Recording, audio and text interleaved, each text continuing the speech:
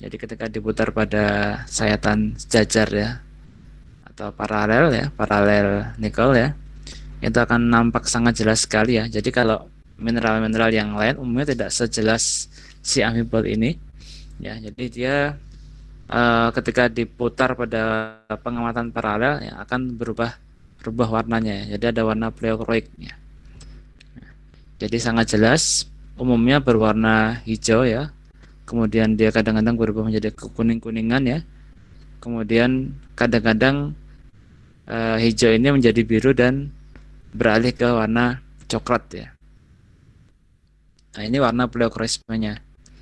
Nah, kemudian ada warna mineral ya ketika dia tersayat pada sumbu X ya. Jadi amphibole itu jika tersayat pada sumbu X-nya, dia rata-rata akan berwarna kuning cerah ya. Kemudian ataupun hijau cerah ataupun biru cerah kehijauan. Ketika terpotong pada sumbu Y-nya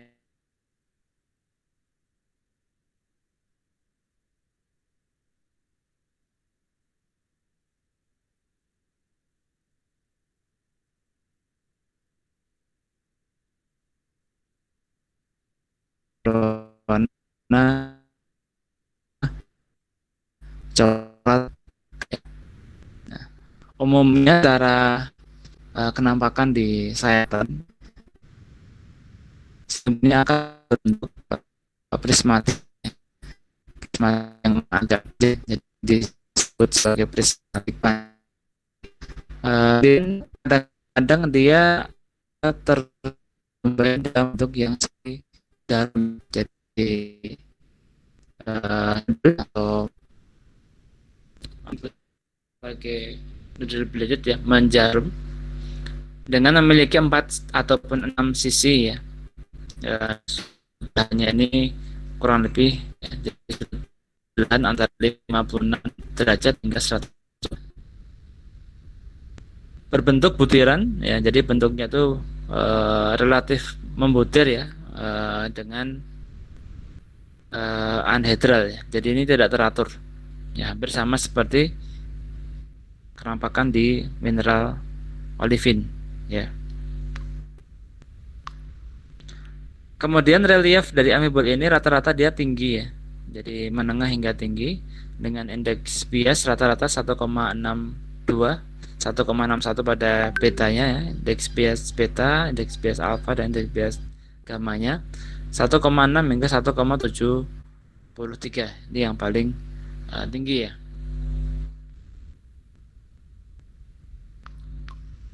Kemudian di dalam sayatan ya, sayatan tipis ya, amphibole ini akan diketemukan dengan bentuk yang lebih bagus ya. Jadi dia berbentuknya adalah euhedral. Jadi batas antara tepian kristalnya itu akan lebih tampak ya. Kemudian dia hadir dalam phenocryst ya. Dia akan berupa phenocryst yang berada di dalam massa dasar kristal yang lebih kecil ataupun dia berada dalam massa dasar gelas ya. Nah, belahan antara amphibole ini memiliki sudut antara 56 hingga 124 derajat.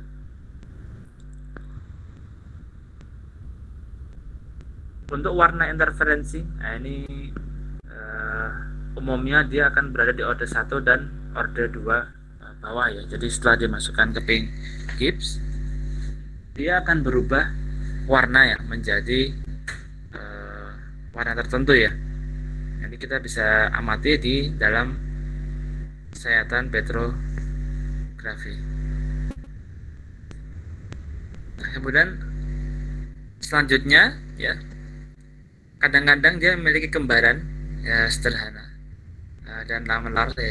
Dia adalah sejajar dengan sumbu A-nya ini ya, 100 memotong sumbu A. Tetapi kadang-kadang juga tidak dijumpai kembaran. Umumnya tidak dijumpai. Tidak seperti dengan mineral plagioklas dan feldspar ya. Kalau plagioklas itu dia memang sangat jelas sekali ya. Nah, kemudian memiliki sifat optis yang negatif ya. Kadang-kadang dia biaksial positif. Kemudian pemadamannya simetri. Nah, tadi kalau dia simetri ini sering diistilahkan sebagai orthoamphibol ya. Kalau dia pada mioto miring sering disebut juga sebagai klinoamphibol seperti pada ortopiroksen dan klinopiroksen. Dalam konteks alterasi sekarang. Nah, amfibol ini akan berubah menjadi biotit. Ya, jadi dia akan teralterasi. Alterasi itu berarti adanya penambahan ataupun komposisi ya fluida lain yang panas ya. Kemudian dia merubah komposisi kimia dari batuan asalnya ya ataupun mineral asalnya menjadi mineral yang baru. Nah, ini dia akan berubah menjadi biotit, klorit ataupun mineral silikat Fe magnesium yang lain. Nah, jadi umumnya amfibol ini kalau dia teralterasi ya, dia akan berubah menjadi biotit ataupun menjadi mineral klorit. Secara kelimpahan umumnya ada di dalam batuan beku ya, metamorfisasi sedimen ada semua ini menurut textbook.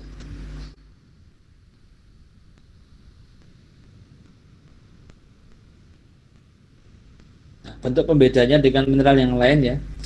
Dalam belahannya membentuk sudut antara 56 hingga 124 ya.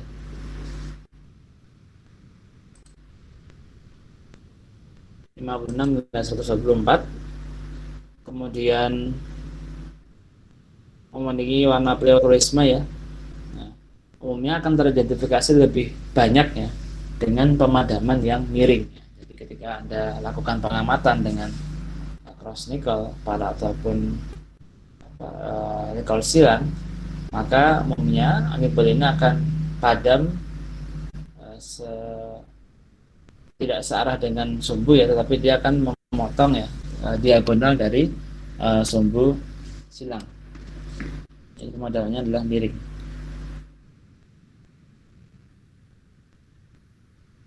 Nah, ini secara umum ada klasifikasi amfibol, ada dua kelompok, orthoamfibol dan klinoamfibol, tapi ini tidak cukup familiar mungkin dalam pemberian pada umumnya ya. Jadi ini lebih kita sampaikan dalam turunan mineralnya langsung. Jadi kalau turunan mineralnya langsung tuh, jadi yang paling umum ya di sini ya, ada namanya hornblende dan actinolit. Nah, ini adalah anggota dari grupnya amfibol.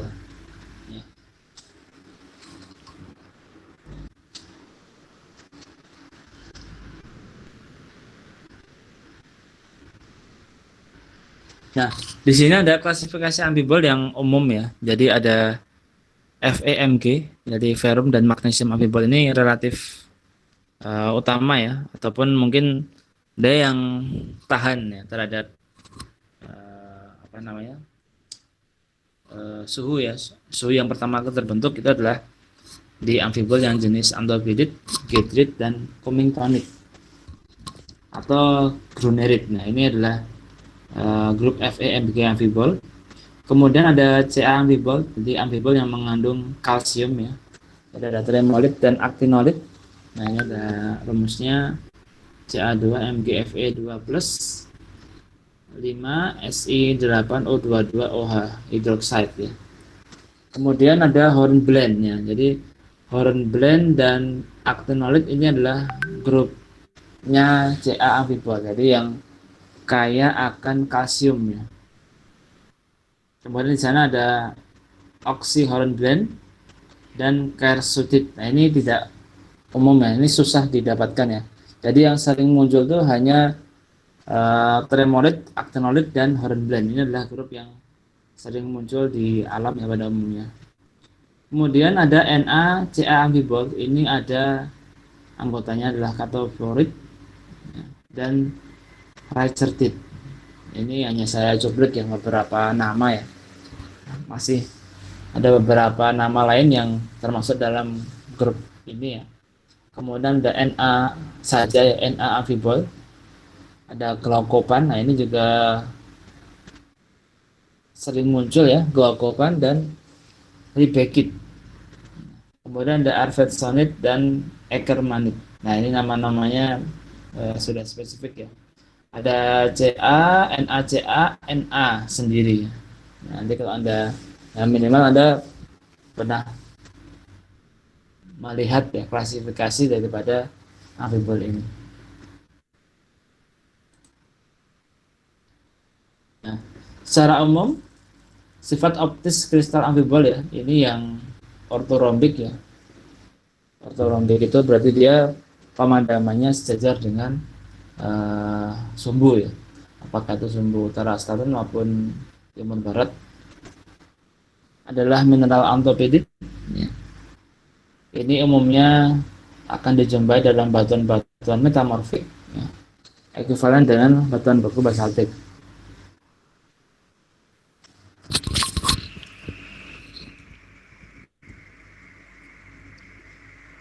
Nah, kemudian ada amfibol monoklin ya, atau klinoamfibol.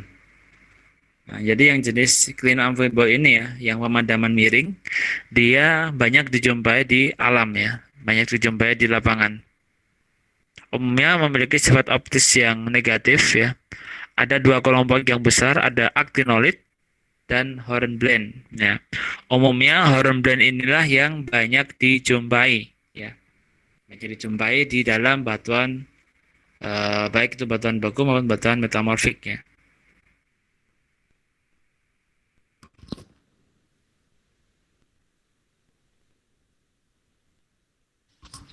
Sifat fisik daripada hornblende ya, relief sedang sampai sangat tinggi ya, sampai tinggi. Kemudian warna interference ya atau refractory index ya, berada pada order 1 sampai dengan order 2 dan menyentuh order 3 yang paling bawah. Memiliki warna interferensi umumnya ini rata-rata adalah biru kejuan order 2. Sifat optis ya negatif. Hornblende akan ketahuan ketika diputar pada pengamatan paralel Nicol ya. Jadi pada pengamatan sejajar Nicol, ketika dia diputar ya beberapa kali, apakah itu ke kiri maupun ke kanan, dia akan memiliki warna pleochroic. Nah, itu perlu Anda centang yang Anda bedakan ya. Jadi oh ini ada warna pleochroicnya ya. Anda sudah punya gambaran oh ini adalah mineral itu A, B, C ya. Ya. Jadi memiliki warna pleochroic yang sangat kuat ya pada sumbu X tadi ya. Akan berwarna kuning, pada sumbu Y akan berwarna hijau hingga coklat kemerahan ya. Pada sumbu Z dia akan berwarna hijau tua. Nah, ini tergantung dari sayatan yang Anda buat nanti ya. Karena kadang-kadang kita tidak bisa melihat, kita merencanakan untuk memotong sumbu A, B itu sulit ya. Nah, jadi kadang-kadang kita cuma sudah, oh ini terpotong pada sumbu panjangnya, sumbu pendeknya, sudah berupa output ya, baru kemudian kita lakukan flashback ke belakang.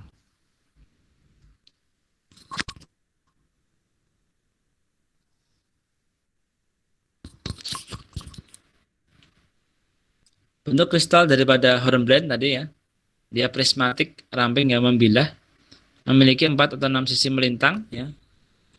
Sering ditemukan dalam batuan sebagai butiran ya, yang tidak teratur, irregular ya.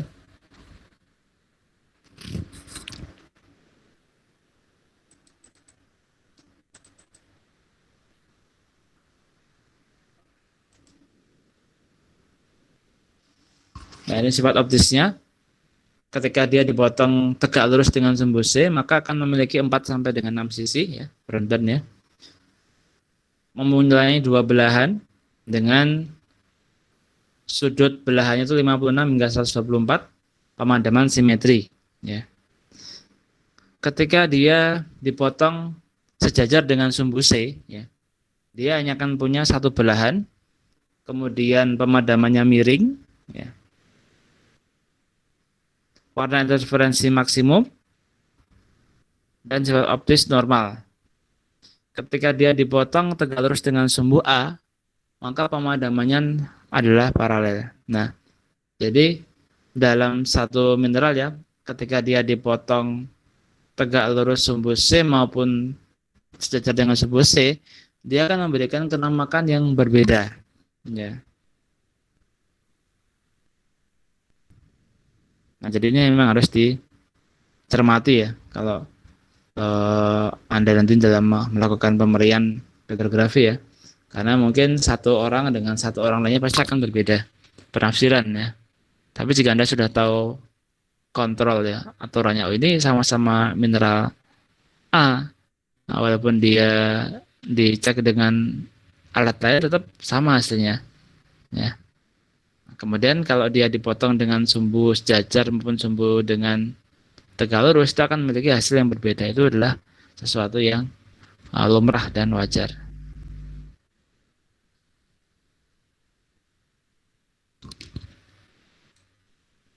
Nah, sifat lainnya Rondon tadi sudah disampaikan di awal ya. Dia akan teralterasi terubah menjadi mineral biotit ya, klorid. Kemudian melimpah pada batuan beku ya, ada granitis, gabbroic, cyanid dan ultramafic. Kemudian di batuan metamorfik ya. Kemudian si hornblende ini ya akan hadir dalam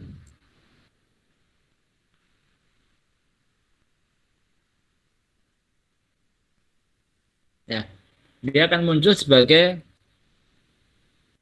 mineral ya, baik itu dari primary mineral maupun secondary mineral. Jadi kalau primary mineral itu dari kristalisasi magmatisme ya, ataupun dari magma yang membeku, itu adalah primer, ataupun dari secondary, dari pelapukan transportasi ya, batuan asal ya yang memiliki mineral yang sama ya, hornblende tentunya. Nah, maka dia akan dicetak kembali, reworking ya, menjadi batuan ya.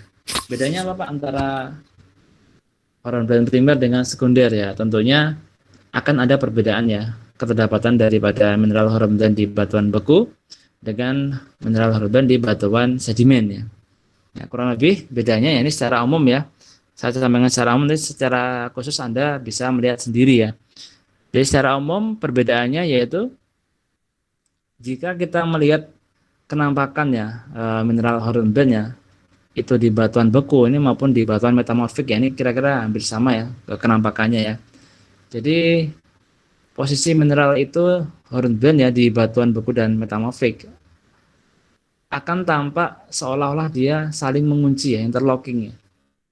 Nah, bubut darahnya juga apa ya istilahnya terkunci deh, bukan melampar ya, istilahnya itu apa ya, saling kunci mengunci dengan mineral yang lain, interlocking ya. Kemudian yang kedua warna di batuan beku maupun metamorf dari mineral-mineral hornblende ya akan lebih tampak sekali warna pleukroiknya tentunya ya. Kemudian dari sisi kejernihan ya maupun kekuatan warna ini pasti ada perbedaannya ya dibandingkan dengan hornblende di batuan sedimen ya, karena dia sudah mengalami proses rewalking ya, ada proses transportasi, tentunya tidak sekuat daripada yang di primary ya. Nah, kalau di secondary mungkin dia sudah relatif membulat, nah, atau mungkin ada proses yang lain ya, pelarutan misalnya dan lain sebagainya, sehingga hasil pengamatan di dalam mikroskop di bawah mikroskop akan berbeda ya. Yang satu mencolok, yang satu mungkin biasa-biasa aja ya. Nah, walaupun sama mineralnya ini. Jadi misalnya kalau Anda nih kelas 1 ya, 1 SMA dibandingkan dengan kelas 3 SMA ya. Nah, secara mikroskopis ya pengamatan pasti akan kelihatan berbeda ya. Yang kelas 1 kelihatan fresh ya kan. Kelihatan bajunya baru, seragamnya baru kan, akan menarik ya. Nah, kalau sudah kelas 3 ini sudah kumut-kumut kan, sudah ditempa macam-macam nih ya, sudah mengalami proses pelapukan, sudah mengalami proses transportasi yang cukup jauh kan, sehingga dia ya akan berubah ya tentunya ya, sudah tidak fresh lagi istilahnya, seperti itu ya. Secara gambaran fisik ini ya, karena kita juga membedakan berdasarkan atas sifat fisik secara optis. Nah, seperti itu kurang lebih Kalau kita mau membedakan gambaran ya, apakah ini terdapat di batuan beku atau di batuan yang lainnya. Ya, kadang-kadang Anda sering nanti kalau mendapatkan soal ya, soal rebutan misalnya, soal uji ketangkasan dalam bidang geologi ya. Anda diberikan sampel tanpa diinformasikan apakah itu sampel dari batuan beku, apakah sampel dari batuan sedimen atau pertama, terus disuruh deskripsi ya. Nah, endingnya Anda disuruh memberikan kesimpulan apakah ini di batuan beku ataupun di batuan yang lainnya. Menurut Anda itu batuan apa? Jadi Anda bisa mencari tadi dari satu parameter tadi ya, apakah warnanya itu mencolok atau tidak, terus mineralnya itu saling interlocking atau tidak, ataupun nanti dari granulasi ya. Nah, butirannya mungkin bentuknya ya euhidral, ataupun mungkin dia relatif lebih uh, menyudut ya, menyudut tanggung ya misalnya ya, angular misalnya ya, ataupun nanti yang dari selain batuan itu yang saya sekunder sudah mulai proses transportasi, jadi ada proses apa namanya menggelinting, kemudian jatuh ya, kemudian dia bersentuhan dengan apa yang lainnya ya, dengan material yang lain sehingga dia akan rusak mungkin butirannya, ataupun dia relatif lebih membundar ya, rounded ya, mungkin akan seperti itu perbedaannya. Nah itu kurang lebih ya secara umum ya. Nah, selanjutnya Anda tinggal melihat di sayatannya kira-kira bagaimana, itu yang bisa Anda amati apakah nanti ada proses yang mengenainya selain tadi ya, proses yang utama tadi ya, misalnya ada proses leaching, ada proses pelarutan, ada proses solution ya misalnya, dan lain sebagainya. Baik, mungkin ini dari discontinuous ya, nanti yang selain ini Anda bisa tambah sendiri ya, membaca buku sendiri, nanti linknya akan saya berikan di LMS ya. Saya masih belum bisa membuka LMS ini dari pekan kemarin ya. Jadi habis dari apa namanya kelas A ini ya, saya kuliah kelas B itu saya hanya menggunakan presentasi mandiri dan kelas Google Meet ya. Saya belum bisa membuka LMS. Nanti mohon maaf, saya akan coba terus ya untuk bisa menyisipkan materi yang terbaru.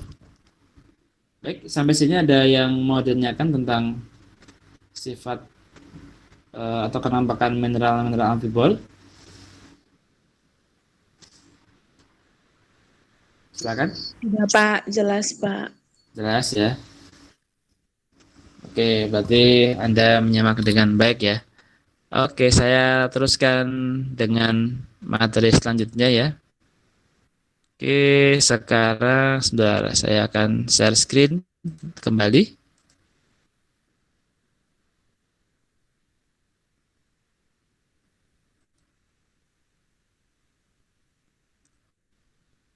Oke. Ya. Apakah sudah bisa dilihat? Sudah, Pak. Sudah Pak.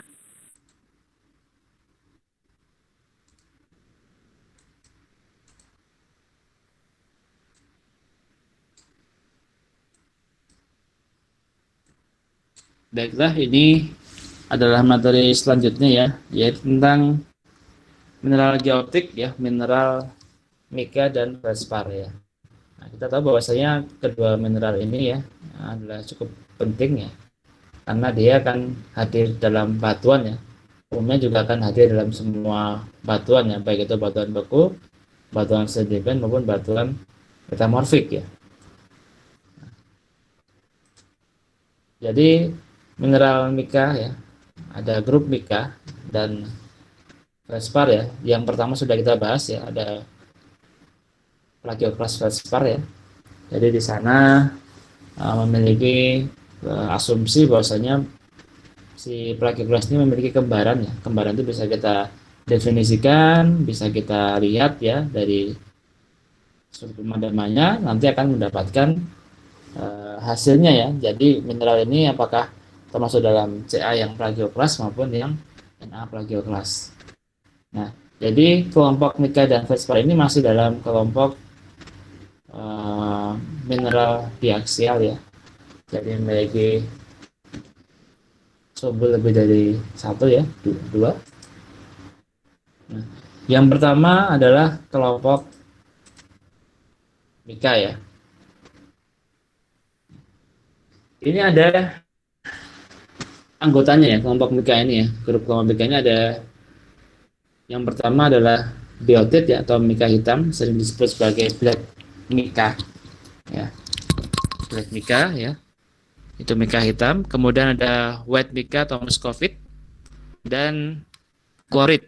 Nah, ini tidak sering disebut sebagai green Mika ya, tapi langsung disebut mineralnya ya adalah chlorid ya. Chlorid biasanya akan dikaitkan dengan alterasi derajat rendah ya ini ya, yang dia dekat masih menampakkan tekstur batuan asalnya ya.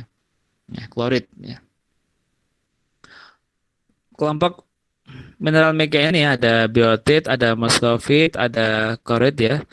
Dia adalah mineral jenis ferrosilikat ya. Silikat yang berlembar dengan perbandingan Si banding oksigen. Silika banding oksigen adalah 2:5. Nah, berbentuk tetrahedra ya. Tetrahedra itu adalah 4 ya, memiliki 4 ikatan ya. Dengan mengikat 3 oksigen ya. Menghasilkan lembaran 2 dimensi ya, 2D. Ada biotit, ini K2 Mg, Fe dan aluminium Se3. Untuk muscovite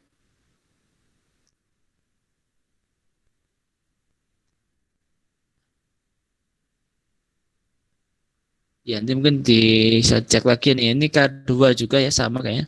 K2, Kal2.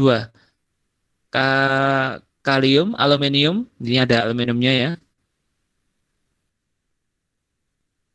Kemudian Al Si3O10 ya, ini muscovite ya. Kemudian oksigen dan hidroksida. Ini yang pertama tadi hidroksida, oksigen dan fluor ya, biotit ya. Kemudian klorid, ini ada MgFe, aluminium, silika, aluminium. Nah, jadi ya relatif hampir sama ya. Cuma di biotit dia muncul Fe ya, MgFe-nya. Klorid juga muncul Fe-nya, tetapi dia tidak terlalu dominan ya. Yang pertama, sifat daripada optis mineral biotit ya. Secara umum nih kita lihat kegenisannya ya. Biotit dinamai oleh JFL ya, Haussmann, pada tahun 1847 ya, untuk menghormati fisikawan Prancis Jean-Baptiste Biot yang pada tahun 1816 meneliti sifat optik Mika, menemukan banyak sifat unik. Nah, jadi ini JFL Haussmann itu memberikan nama biotit ya untuk menghargai penemu sebelumnya ya yang mengamati mineral optik Mika ya, Jean Baptiste Biot ya. Jadi dari nama layar Biot itu ditambahi biotit ya. Biotit adalah silika lembaran besi ya, magnesium, aluminium, silikon, oksigen dan lembaran bentuk hidrogen yang lemah. Ya, terikat oleh ion kalium. Ya. Jadi diikat oleh ion kalium. Nah, kadang-kadang karena warnanya yang hitam, dia sering disebut sebagai Mika besi. Ya, karena lebih kaya akan zat besi daripada blok Mg-nya ya. Ia kadang-kadang juga disebut sebagai Mika hitam, sebagai kebalikan dari Mika putih ya. Jadi kalau ada black Mika, ada juga white Mika. Ya, ini sering anonimnya ya, kebalikannya. Nah, Mika putih disebut sebagai muscovite ya.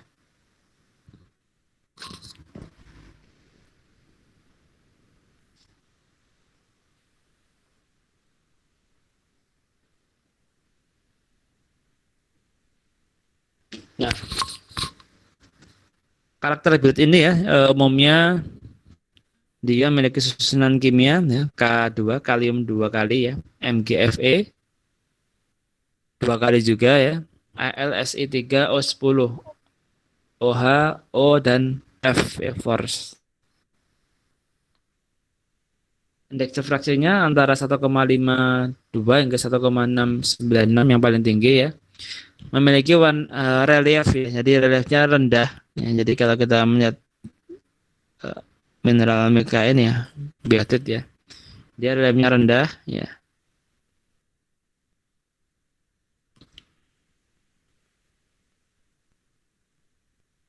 Kemudian memiliki warna interferensi ya. Order 3 atau order 4 ya. Warna kuat mineral dapat menutupi warna interferensinya. Jadi warna si mineral ini sendiri ya daripada si mika itu akan menutupi warna interferensinya. Nah, biotit memiliki warna pleochroisma. Jadi ketika dia diputar ya pada pengamatan paralel, dia akan memberikan warna pleochroic ya. Umumnya dari coklat, coklat kemerahan, merah dan hijau.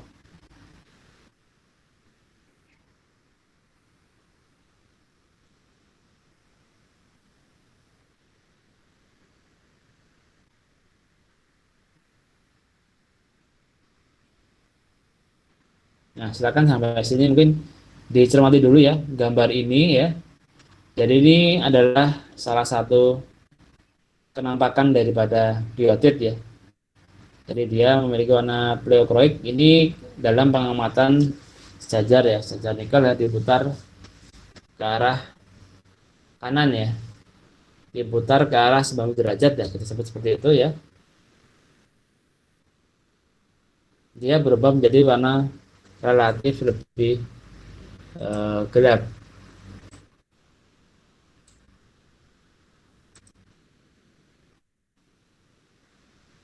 Kemudian orientasi optis dari biotit ini ya, dia memiliki pemadaman paralel ataupun dia setidaknya mendekati dari paralel ya sumbunya ya.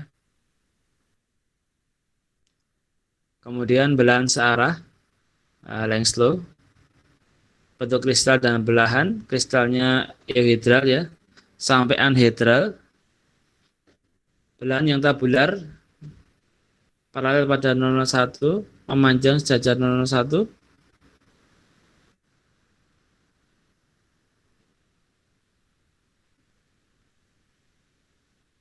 pada sayatan yang dipotong memotong sumbu C berbentuk heksagonal. Pada sayatan yang dipotong memotong sumbu C, biotit ini berbentuk heksagon. Oh iya iya iya, berarti dia apa namanya memotong dari perpanjangan sumbu C-nya ya, sehingga dia seolah-olah membutir. Memang kalau kita tampak di lapangan itu ya, batuan yang mengandung mineral biotit itu bisa kayak kita cukil ya dengan menggunakan kuku ya. Nah, karena dia cuma berlapis ya. Itu akhirnya akan tampak tersayat dengan baik.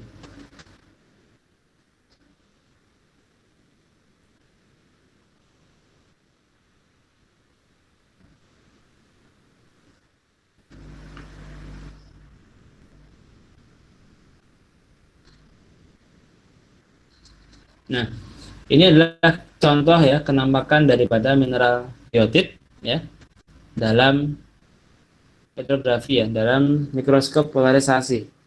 Ini adalah cross nickel ya. Yang A ini ya, ini biotit. Ini memotong sumbu C ya, berbentuk seolah-olah heksagonal. Nah, ini memanjang, jadi paralel dengan sumbu C-nya ya, biotitnya ya. Berarti berwarna kecoklatan ya, gelap. Ini juga biotit, samar-samar sekali. Ini juga biotit.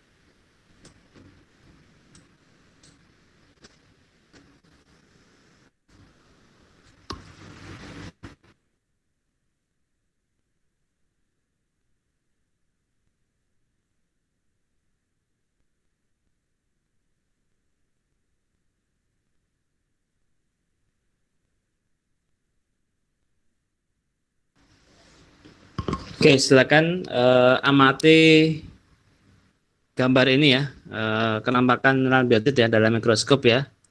Kemudian silakan Anda jawab ya pertanyaan saya ya, yang di chat ya.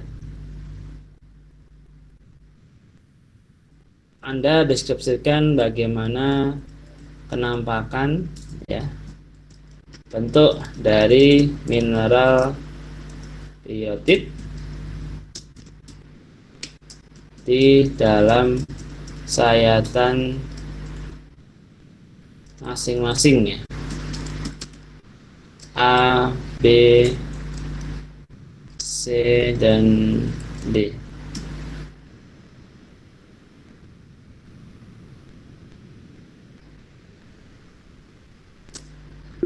Nah, silakan cermati pertanyaan saya ya. Kemudian Anda melihat di slide ya, itu bagaimana kurang lebih dari kenampakan gambarnya. Silakan Anda orak-orak dulu ya, jawab. Atau mungkin sudah punya jawaban, langsung Anda ketik di link chat ya. Nanti akan langsung saya kasih komen ya. Silakan, waktunya sekitar 5 menit ya. Anda cermati dari gambar tersebut, kemudian Anda jawab ya pertanyaan saya di link chat. Silakan.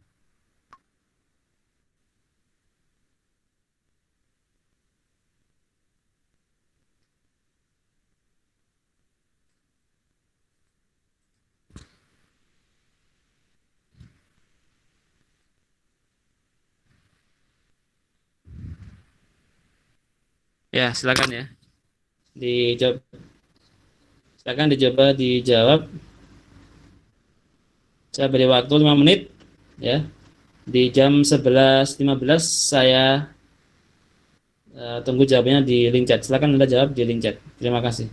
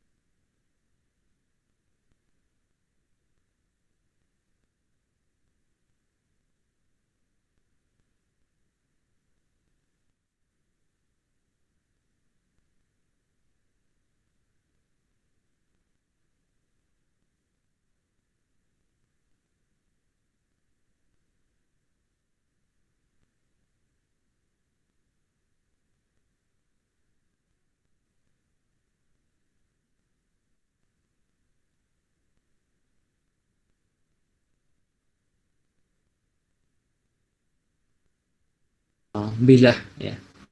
Jadi seperti itu mungkin beberapa pengamatan langsung ya. Tidak harus ideal ya di dalam teori ini, kita dari pengamatan ini ya. Kita bisa pengalih dari sebelah mana.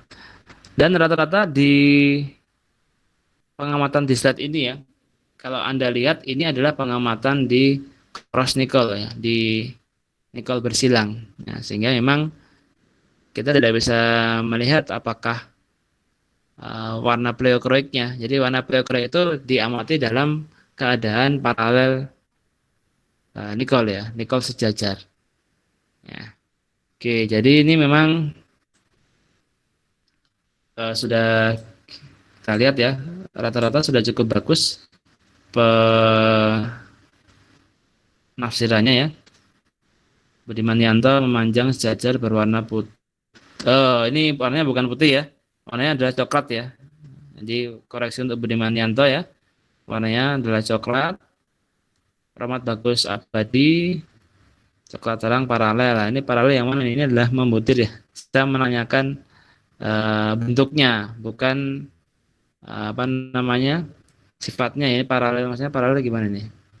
Saya tidak terlalu paham, atau mungkin belahannya mungkin ya. belahan paralel. Ini bukan belahan tapi bentuk daripada mineralnya. Yang B, coklat kehitaman memanjang.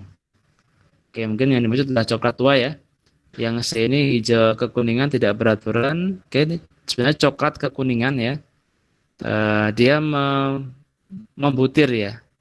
Yang membutir ya. C interlocking dengan mineral yang lain. Yang D biru terang, bukan biru terang, ini adalah warnanya adalah yang hijau ya. Hijau kekuningan, hijau hingga kekuningan. Christophorus yang B netral kecoklatan. Netral ini tidak paham saya bentuknya netral itu gimana, apakah tidak memihak salah satu partai yang netral ya, tapi ini bukan itu maksudnya. Jadi ini adalah memipih, memanjang ya. Membilah itu juga masih diizinkan ya bentuknya. Kemudian Helmiphala yang A coklat muda bentuk paralel, ini paralel ini dikoreksi saja nanti. Bentuknya adalah bisa dari membutir subhedral ya, ataupun nanti dari subhedral ke anhedral, ini juga boleh seperti itu menjawabnya.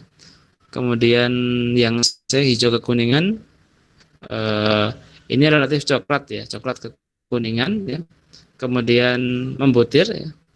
Yang D biru terang kuning bentuk berbutir. Oke, sudah. Cuma warnanya nih hijau kekuningan ya, bukan biru terang ya. Nah, bentuknya berbutir sudah boleh diperbolehkan. Ricardo A coklat terang. Budiman Yanto jawab lagi ini ya. Alisa Kotronada coklat tua berbentuk paralel. Paralel dikoreksi saja nanti. Yang B coklat tua berbentuk memanjang. C hijau kekuningan tidak beraturan. Oke, tidak beraturan disebut sebagai anhedral, itu juga boleh seperti itu menjawabnya. Kemudian biru muda. Oke, ini warnanya hijau ya. Paralel juga tuh memanjang. Oke. Ya sudah lumayan hampir sudah lumayan semua. Jawabannya sudah cukup merata ya, sudah paham Anda menafsirkan dari bentuk ya, bentuknya di YouTube ini. Baik, mungkin untuk kuliah pada hari ini kita cukupkan sekian dulu ya untuk mineral mika ya. Kita baru masuk ke tahapan biotit. Pada pekan depan kita akan coba sampaikan nanti ya kepada materi selanjutnya muskovit dan klorit. Nanti kita sambung langsung dengan mineral felsparnya ya. Nanti dengan sedikit diskusi dan kuis seperti ini. Ada pertanyaan mungkin tentang materi yang saya sampaikan tadi? Silakan. Untuk materi praktikum sudah sampai mana ya?